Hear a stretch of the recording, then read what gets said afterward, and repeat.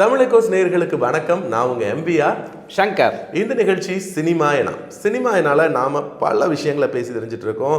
Hollywood முதல் நம்ம கோலிவுட் வரைக்கும் நிறைய சினிமாயனால நீங்க சினிமா செய்தி சொல்றீங்கன்னு சொல்றதை விட குறி சொல்றவர்னு சொல்லலாம்.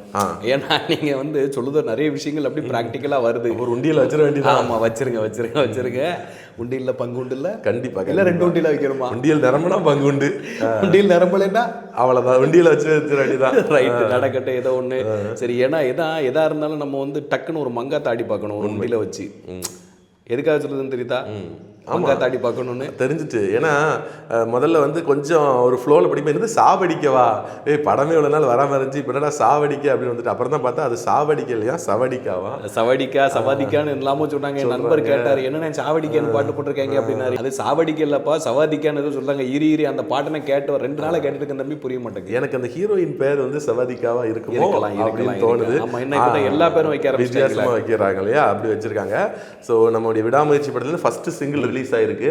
அது இப்போ ரீசெண்டா ஷூட் பண்ண சிங்கிள். அந்த பாட்டு புரிஞ்சுதா உங்களுக்கு? பாட்டுனால புரியுது. அனிருத்தோட வழக்கம் ரொம்ப பிடிக்கும். அனிருத்தோட வழக்கமான படம் அளவுக்கு வச்சு செய்யாம ஓரளவுக்கு. ஏன்னா அனிருத்தோடைய ஸ்டைல் என்னன்னு கேட்டீங்கன்னா, புரிஞ்சாதானே நீ குறை சொல்லுவ, புரியவே இல்லைன்னா சரி அப்படின்னு குறை சொல்றதுக்கு 4 பாயிண்ட் சொல்லியிருக்காங்க. ஆனா என்ன சொல்லியிருக்காங்க தெரியும், வடிவில் குறை சொல்றதுக்கு 4 பாயிண்ட் வேணும். அதனால அவரு அனிருத் வழக்கம் போல எனக்கு இந்த யுக்தி புரியாம போச்சு பாருங்க இவ்வளவு நாளும். அப்ப விஷயம் தெரிஞ்சாதான் நம்ம குத்த கண்டுபிடிக்க முடியும். அப்படி மேலோட்டமா ரைட் பண்ணிடுவாரு. இந்த படத்துல இந்த பாட்டு கொஞ்சம் வரியெல்லாம் புரியுத மாதிரி தான் இருக்கு. அறிவு எழுதியிருக்காரு. நம்ம அறிவுங்கிற அந்த திருக்குறள் அறிவு அவர் தான் பாட்டு எழுதியிருக்காரு. லிரிக்ஸ் பாடி இருக்கிறது பாத்தீங்கன்னா அனிருத்துக்கு ரொம்ப ஃபேவரட் ஆண்டனி தாசன். அவரும் அனிருத்தும் சேர்ந்து பாடியிருக்காங்க. இந்த பாட்டு ரீசெண்டாக ஷூட் பண்ணியிருக்காங்க. அஜித் அந்த ரீசன்ட் கெட்டப்பில் இருக்காரு. த்ரிஷாக்கும் அஜித்துக்கும் மேரேஜ் ஃப்ளாஷ்பேக் சீனில் வரக்கூடிய ஒரு பாட்டாக இருக்கும் அப்படின்னு நினைக்கிறேன். ஒரு பார்ட்டி மாதிரி ஏரியாவில் நடக்குது. பாட்டுடைய விஷுவல்ஸ்லாம் நல்லா இருக்கு. ஸோ கண்டிப்பாக இந்த பாட்டு இப்போ இப்படி இருந்தாலும் ட்ரெண்டிங்கில் நம்பர் 1 ட்ரெண்டிங்கில் போய்கிட்டு இருக்கு. அது அவர் அஜித் வந்தாலே ட்ரெண்டிங் தான், அதில் மாட்டுக்கிறதுக்கு. நீங்கள் ஏதாவது 2-3 நாள் ட்ரெண்டிங்கில் இருக்க தான் செய்யும். பெர்மனன்ட் ட்ரெண்டிங் அஜித்துக்கும் வாய்ப்பு இல்லை. நீங்கள் அதான் ஏதாவது சொல்லணுமே. நீங்கள் ஏதாவது சிவகார்த்திகேயன் வாய்ப்பு இருக்குமா? சிவகார்த்திகேயன் கஷ்டம் தான், வளர்ந்துட்டு இருக்காரு. எதிர்காலத்தில் இருக்கலாம். ஸோ ஈயம் பூசின மாதிரி இருக்கணும், பூசாத மாதிரி. இன்னைக்கு இப்படி ஆயிடுச்சு. ஒரு காலத்துல நீங்க ரஜினி, கமல், விஜய்னா ஒரு 10 நாள் 20 நாள் ட்ரெண்ட். இப்போ எல்லாருமே 1 நாள் 2 நாள் தான். அதுக்கப்புறம் அடுத்த டாபிக் மக்கள் ஓடிடுறாங்க. ஸோ விடாமுயற்சி பாட்டு வந்திருக்கு. ஸோ அது எப்படி இருக்குங்கிறது இன்னும் போக போக தான் தெரிய வரும். படம் எப்படி இன்னும் ஒரு 10 நாள் தான் இருக்கும். ஆல்மோஸ்ட் நம்ம நெருங்கிட்டோம். படத்துக்கு படம் வந்துடும் இல்லையா? படம் வந்துடும். படம் அதுக்கு முன்னாடி எத்தனை சிங்கிள் வருதுன்னு தெரியல, எத்தனை வீடியோ வருதுன்னு தெரியல, யாரெல்லாம் படம் ஷூட்டிங் எது வந்தாலும் அஜித்தோட பேட்டி வர போறது இல்ல. அது வராதுங்க. அது வரது ரொம்ப சிரமம். அந்த படத்துக்கு ஒரு ப்ரமோஷன் பேட்டி கூட கொடுக்காத. அப்படி கிடையாது. அவருடைய தனிப்பட்ட விருப்பமா ஒண்ணு. அவர் பொது விழாக்கள்ல கலந்துக்கிறது தனிப்பட்ட விருப்பமா இருக்கலாம். ஆனா ஒரு தன்னுடைய படம் ஒரு பேட்டி கூட கொடுக்கல அப்படிங்கிறது. அவரை பொறுத்த வரைக்கும் ப்ரொடக்ஷன் யூனிட் கூட அவர் முதல்ல அந்த டீம் கூட போட்டது அக்ரிமெண்ட் இல்ல. அந்த அக்ரிமெண்ட்டே தப்புன்னு நான் சொல்றேன். அவங்க ஒத்துக்கிறதே தப்புங்கிறேன். அது அவங்களுடைய விருப்பத்துக்கு இல்ல.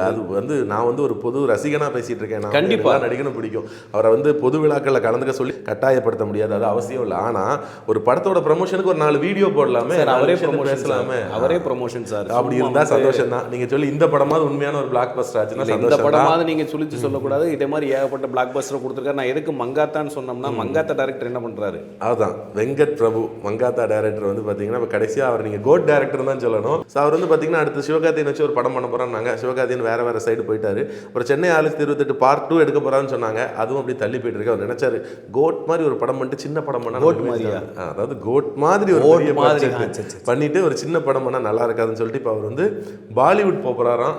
அவர் சிவகார்த்திகேயனுக்கு பேசி வச்சு அதே ப்ரொடக்ஷன் கம்பெனி சத்யஜோதி ஃபிலிம்ஸ் பாலிவுட்ல அக்ஷய் குமார்ட்ட பேசிட்டு இருக்காங்களாம். ஸோ அக்ஷய் குமார் அவர் மெதுவாக வருவார். ஆமா, இப்போ எப்படி ஏஆர் முருகதாஸ் சிக்கந்தர்னு ஹிந்தியில் எடுத்துட்டு இங்கே வந்தாரோ அதே மாதிரி. ஒரு நல்ல விஷயம் பார்த்தீங்களா, விடாமுயற்சி பாட்டு வந்ததுக்கு அப்புறம் அந்த சப்ஜெக்ட் எல்லாம் அஜித்தோடைய டைரக்டர்ஸை வச்சு தான் ஓடுது இப்போ சினிமாவில். வெங்கட் பிரபு அஜித்தை வச்சு இயக்குனவர். முருகதாஸ் கேட்கவே வேண்டாம். ஆமாம், முருகதாஸ் பார்த்தீங்கன்னா அவர் ஒரு என்ட்ரிக்காக தர்பாருக்கு அப்புறம் அவர் எல்லாருமே கை விட்டுட்டாங்க. சிவகார்த்திகேயன் தான் கால் ஷீட் கொடுத்துருக்காரு. அந்த படம் ஷூட்டிங் பாதியில் நிற்குது. இந்த நேரத்தில் சிவகார்த்திகேயன் முருகதாஸ்க்கு வாழ்வு கொடுக்காரு. அப்படி சொல்லல, அதாவது பேசலாங்க. ஒரு படத்துல கவுண்ட் பண்ணி சொல்லுவார். நான் தெளிவா மக்களே, நான் வாழ்க்கை கொடுத்தாருங்கிற வார்த்தையை நான் சொல்லல, வாய்ப்பு கொடுத்தாருன்னு கூட சொல்லல. எனக்கு அவர் காமெடி நடிக்க கமிட் பண்ணியிருக்காருன்னு சொல்ல வரேன். ஏன்னா அவர் இன்னைக்கு ஒரு லீடிங் ஸ்டார் தான். அவர் வந்து என்னன்னாலும் ஒரு லீடிங் ஸ்டார் தான். மற்ற டேரக்டர்ஸ்க்கு வந்து அவர் சேர்ந்து ஒர்க் பண்ணுற மாதிரி முருகதாஸ் வந்து இன்னைக்கு ஒரு டவுனில் இருக்கார். அவர் கூட சேர்ந்து ஒர்க் பண்ணுறது ஒரு பெரிய விஷயம் தான். இந்த நேரத்தில் சிக்கந்தர் டீசர் வந்திருக்கு. பாலிவுட்டில் அப்படி ட்ரோல் பண்ணிட்டு இருக்காங்க டீசர். நீங்கள் பார்த்தீங்களா டீசரை? இல்லை, நான் அந்த டீசர் இன்னும் நான் அதை பார்க்கல. நீங்கள் வந்து விடாமுயற்சி பாட்டே ஒரு 500 தடவை திருப்பி திருப்பி போட்டு பார்த்துட்டு இருக்கனால அஜித்துக்கு முருகதாஸ் பிடிக்காதுன்னு எனக்கு தெரியும். எனக்கு தமிழ் புரிஞ்சுது, அதனால அந்த பாட்டை நான் கேட்டேன். ஹிந்தி தெரியாது, அதனால அதில் டயலாக்கே இல்லை. சிக்கந்தர்ல நோ டயலாக். ஆமாம், அது ஹிந்தி படம் தான். கண்டிப்பாக தமிழில் டப் ஆகும். போஸ்டரில் வந்து ஒரு திரிசூலம் மாதிரி கையில் வச்சிருக்க மாதிரி காட்டினாங்க. டீசரில் வந்து பார்த்தீங்கன்னா அவர் எந்த ஆயுதம் இல்லாமல் துப்பாக்கியாக அடுக்கி வச்சுக்க ஒரு ரூம்குள்ளே போகிறாரு. அங்கே பார்த்தா போர் வீரர் உடையில் போட்டிருக்க நிறைய பேர் திடீர்னு வந்து துப்பாக்கி எடுத்து சுட வராங்க. அவங்க துப்பாக்கி எடுத்து அவங்கள சுடுறாரு.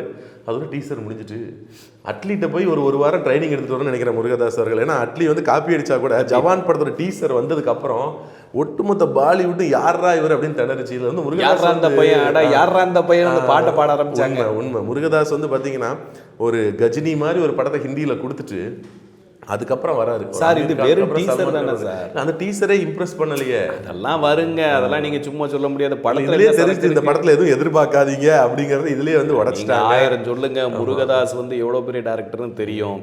ஏதாவது சரக்கலாமே. அவர் ஹீரோவும் வந்து சாதாரணமா இப்படி ஒரு டைரக்டர் தேர்ந்தெடுக்க மாட்டார். உண்மை. அவர் இப்ப பேபி ஜான் படத்துல வர கெஸ்ட் ரோல் பண்ணிருக்காரு. பேபி ஜான் வர வசூல் அங்க ஹிட் நல்லா போய்கிட்டு இருக்குன்னு சொல்றாங்களே.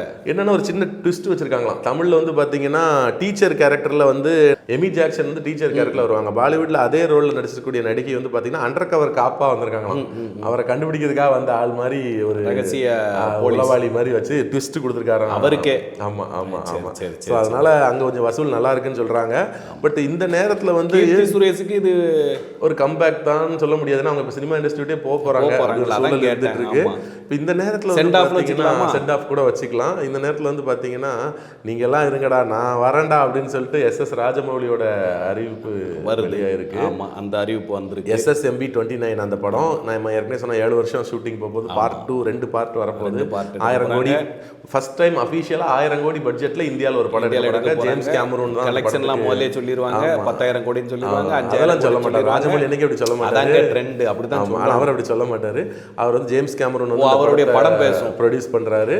மகேஷ் பாபு ஹீரோ, வில்லனா பிருத்திவிராஜ் நடிக்கிறாங்க. உலகம் ஃபுல்லா போய் ஷூட் பண்ண போறாங்களாம். பெரும்பான்மையான ஷூட்டிங் வந்து அமேசான் காடுகள்ல 1000 கோடி நடக்க போகுது. அது போதும் அவரெல்லாம் சிக்கனமா கரெக்டா இருப்பாரு. 92 கோடிக்கு 5 பாட்டு எடுத்து பெயிண்ட் அடிச்சு வேஸ்ட் பண்ண மாட்டாரு. உலகம் ஃபுல்லா போகணும்னு சொன்னீங்களா? அதான் பிரியங்கா சோப்ராவை ஹீரோயினா கமிட் பண்ணிருக்காங்களாம். பிரியங்கா சோப்ரா வந்து சமீபமா வந்து பாலிவுட்லயும் படம் பண்ணல, எதுலயுமே வரல. ஹாலிவுட்ல பண்ணிட்டு இருக்காங்க. ஹாலிவுட்ல சீரீஸ்லாம் பண்ணாங்க. ஆனா அவங்க எப்பவுமே ஒரு ட்ரெண்ட்ல இருக்கக்கூடிய ஆர்டிஸ்ட். இந்த மாதிரி ஒரு ஆக்ஷன் படம்னா பிரியங்கா சோப்ரா மாதிரி ஒரு ஆள் இருந்தால் நல்லா இருக்கும். மகேஷ் பாபுவோட அந்த ஃபிட்னஸ்க்கு அப்படி ஃபிட் ஆகக்கூடிய ஒரு ஆர்டிஸ்ட்னா அது பிரியங்கா சோப்ரா தான். நினைச்சாரோ ஒன்றுமத்தில் பிரியங்கா சோப்ராவை கமிட் பண்ணியிருக்காரு. கேமராமேனா அவருடைய வழக்கமான கேமராமேன் வந்து செந்தில விட்டுட்டு இந்த படத்தில் அவர் பண்ணியிருக்கக்கூடிய ஆள் வந்து பார்த்தீங்கன்னா PS வினோத். தமிழில் தான் அறிமுகமானார். ஃபிலிம் இன்ஸ்டியூட்டோட ரிதம் படத்தில் அறிமுகமானார். அப்புறம் நிறைய படங்கள் பண்ணார். விக்ரம் வேதா ஹிந்திலாம் கூட அவர் தான் பண்ணார். ஸோ அது PS வினோத் அந்த படத்தில் கமிட் பண்ணியிருக்காரு. ஸோ அதுவே ஒரு பயங்கர எதிர்பார்ப்பை வந்து உருவாக்கி இருக்கு அப்படின்னு தான் வந்து சொல்லணும். இண்டஸ்ட்ரியை பொறுத்தவரை பார்க்கும்போது எனக்கு உங்க ஆள் சிவகார்த்திகேயன் படத்துல டைலாக் தான் 1000 கோடி நீ பார்த்த. கண்டிப்பா பார்க்க தான் போறோம் விரைவில். ஸோ இன்னைக்கு சினிமாவினால் நிறைய விஷயங்களை ஷேர் பண்ணிக்கிட்டோம். மீண்டும் மற்றொரு சினிமா நிகழ்ச்சியில் உங்களை சந்திக்கும் வரை உங்களிடம் விடைபெறுவது உங்கள் MBR சங்கர். பாய்.